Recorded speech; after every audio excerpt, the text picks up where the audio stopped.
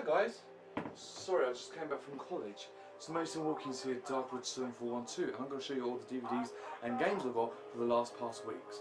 Here are all the DVDs that I've got for the past few weeks. Shall I say months as well. The first film I got, which I really liked, which inspired me so much that I loved it when I went to see it with my dad, and that was The Way Back.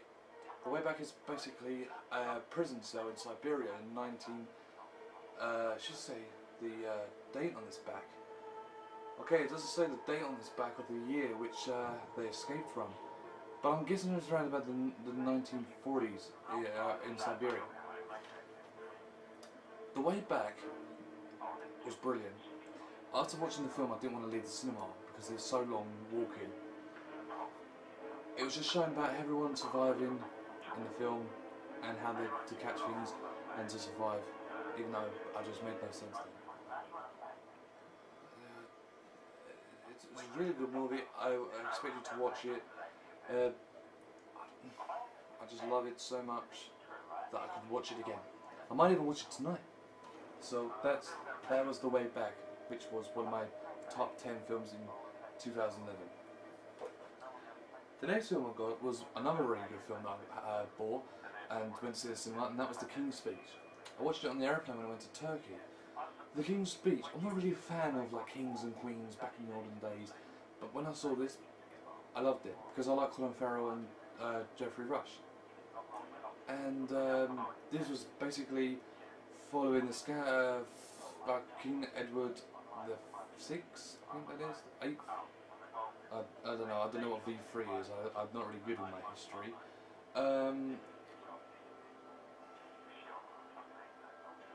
But this one also inspired me as well. I mean, my mum said, "Oh, come with me, come with me if you want to live." She told me about coming to see this film.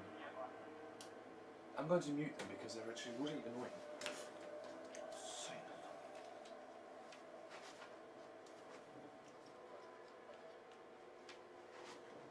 Okay, I've muted them. That was The King's Speech. The next film I got was The Next 3 Days. The Next 3 Days was actually alright. The very beginning, about half an hour, boring. You know, his wife getting arrested, and then he finds out what to do. Then he goes to Liam Neeson, finds out that kind of crap. It was boring. But then the end of it was alright. I wouldn't say really The Next 3 Days. It was more like 3.5 or 4. But Russell Crowe is alright in this film. I mean, I'm not really a fan of Russell Crowe. I mean, I've only got one Russell Crowe film, and that's Robin Hood, and this one. But downstairs, my mum's got Master and Commander, which is also another film, so that was a really good film. The next film I've got is a Jason Statham film, which came out this year. He is basically, the mechanic is basically an assassin, but he has to do it properly without making any mistakes, and that's called The Mechanic. I wasn't really a fan of Jason Statham until I watched Snatch and Two Locks and Smoking Barrels. Jason Statham and Ben Foster. I didn't really like Ben Foster, to be honest. I didn't really know who he was until I saw him in this film. I thought, okay, I recognise him. Jason Statham plays Arthur Bishop, and basically he tries to kill what's his name? Ben Foster's dad, and Ben Foster's trying to find out who killed his dad. So he went to Jason Statham, and Jason said, "Oh, I'll help you find the dad," and at the end they found out who killed him. I recommend you watch this. This was a action film, or funny film. Most bits were funny. I mean, not really. It's not really meant to be a funny film. But there was one bit that made me crack up when they're behind the wall, and Ben Foster drops a nail, and Jason looks at him like, "Did you?" But you know, I recommend you watch. The next film I got was the third film from the other two, and that's the Narnia: The Voyage of the Dawn Treader. Or should I say, The Chronicles of Narnia, my bad. Everyone liked the two Narnias. They really liked the very first one, because the line in which, well, the line in the Chronicles of Narnia, the Lion, the Witch and Wardrobe is the most famous one out of all of the other Narnias. Then it went Prince Caspian, and now it's the Voyage of the Dawn Treader. This one was really good, but it's just like the same. You see the Queen again, you see Aslan again, you fight again, and then the Beast at the end okay, that's cool, right, big whipping monster. Then, I don't know if his name, what's his name, cousin, Eustace, he turns into a bloody dragon. I mean, okay, I know it's a fantasy world, but come on, he turns into a dragon, or a chill. Might as well turn into a T-Rex or something.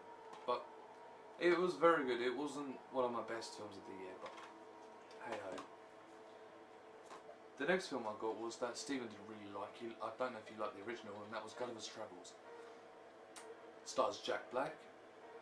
I did really like Gulliver's Travels, but it was very confusing. I mean, a big guy with little people. It was kind of a bit weird. But I don't know if you've seen this film. It's quite annoying though, because like you see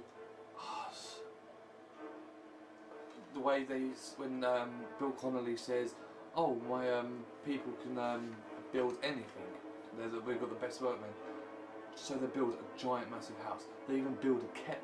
They even build a sofa. They even build a massive chair. Where did they get all these tools from? I know in our planet we've like got less fuel and less material and all that. But I mean, come on, how the hell did they make all that? If I know it's not real, but if it was real, then come on. I mean, it's just stupid. The next film I got was a TV series, but now went into a film with Seth Rogen and Jay Rue, was used as The Green Hornet. This film is really funny. I liked it as it was. I don't know how you want me to say it. I mean, I never knew the Green Hornet. It was more like, okay, what's this film? I kept getting confused when the Green Hornet was coming out and the Green Lantern. The Green Lantern, I can't wait to see that. This is on Friday this week. But you know, I hate these things. I mean, you open them up and then you get these. What are you waiting for? Claim your movie extras is easy. I don't want that. PlayStation games are more. Shampoo for your TV or car. And bloody win £500 of River Island vouchers. I don't want that either. I have to pick them up in a minute and put them in the bin. So that was the Green Hornet. Let me guess. Let me open this. Let me go. I open this film and there's something in it. Ah, what a surprise. Yeah. But this I actually do need, because this film is called Unstoppable, which has a this movie plays on the go. It can play on your iPhone, iPod, iPad and PS3 console. When it says it plays on the PS3 console, obviously it plays on the PS3 console. I mean, you just put it in, a DVD works. I mean, you don't download it, do you? But I really need this, I'm not going to throw this away. But if someone wants it for their iPad, then fair enough. That was Unstoppable. Now, the last film I got was a very good film, which an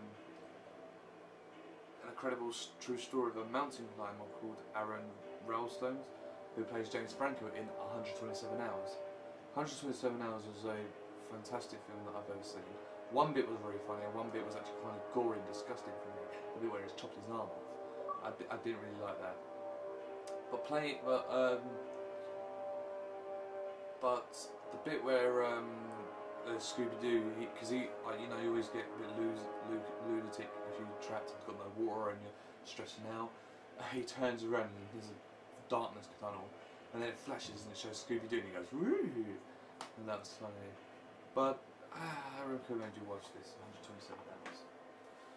I've got another film that Stephen let me borrow. It's called.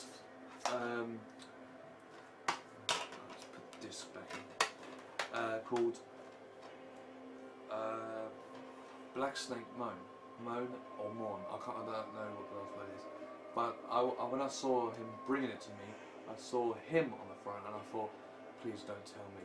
I saw it. His arm went in the way of the DVD, and guess what? It was Samuel Jackson, and I thought, not another Samuel Jackson movie. But it says Jackson's best role in years, so hopefully this will be good for me tonight. But instead of watching The Way Back tonight, I'm going to watch this tonight.